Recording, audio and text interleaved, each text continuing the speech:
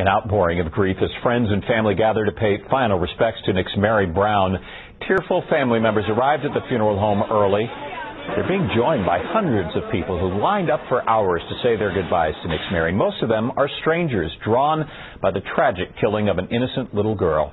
Police say the 7-year-old Brooklyn girl was beaten and tortured to death by her parents. A funeral service for Nick's Mary Brown is set to take place on Wednesday morning. Roz?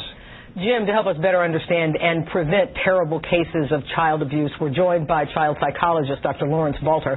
Dr. Balter, thank you so much for being here. As you know, there have been several cases in the news of this horrific kind of abuse. How does a parent, how does anyone get to that point with a child? You know, unfortunately, there's no shortage of reasons for why people get to do these terrible, grotesque things. For one, we know that parents who had been abused as children tend to be more vulnerable to repeat it. Now, let me say quickly, not everybody who's abused as a child actually goes ahead and abuses their own children, but they have a tendency to repeat it, because when we become parents, we repeat things that happened to us when we were little kids. Then there's people who use drugs, and it lowers their judgment ability, and that's implicated. There are people who have psychiatric problems and think warped ideas about how children should be raised to make them good. There are people who really don't have skills for parenting. There are people who have poor anger management skills. As I said, unfortunately, there's a whole lot of reasons why people get to do these awful things to little kids. The Nick's Mary Brown case has made an awful lot of the general public ask, what can I do? Why didn't I see this? Are there warning signs that not just parents and professionals like yourself can see, but are there warning signs that all of us can look for?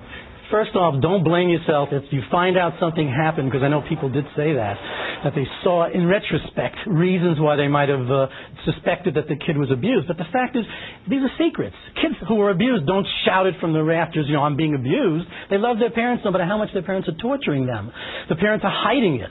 So several things you need to keep in mind. You might notice that a kid has injuries, and you want to see, do those injuries actually fit what the explanation is? And very often, even if it does, there might be a pattern of abuse. And so there may be several different times when the kid is showing injuries that just don't kind of add up. You know, a kid gets hit with a baseball bat, the whole team sees it. When secret injuries occur and they're repeated, even if the explanation seemed to fit, that's a good reason to be suspicious. Then there are other reasons too. You know, you want to look at whether a kid is not having play dates. Parents want to hide them away so other people don't see them. You want to, they want to keep it hidden. Then there are still other reasons that they don't show emotion when they're hurt, because they've become inured to being hurt. And lastly, there are inappropriate outfits the kids wear. They're covering up bruises. You know, they might go to school with long sleeves and high necks. And above all, don't be afraid to get involved. Say something if you see any of these things. Dr. Balter, as always, it's a pleasure. Thank you.